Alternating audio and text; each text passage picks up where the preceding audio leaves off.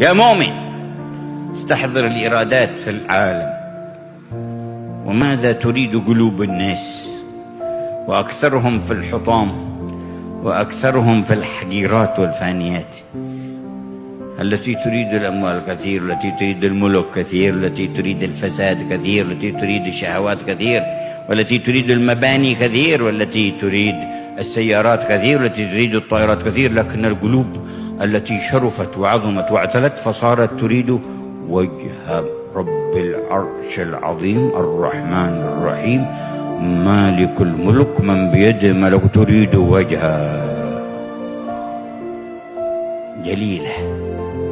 جليلة وإن كانت أعدادها قليلة، لكنها الجليلة ولكنها الشريفة الرفيعة العزيزة، وسيضم الله إليها قلوبا ليجعلهم جنودا له وأنصارا للمهدي وأنصارا لعيسى بن مريم.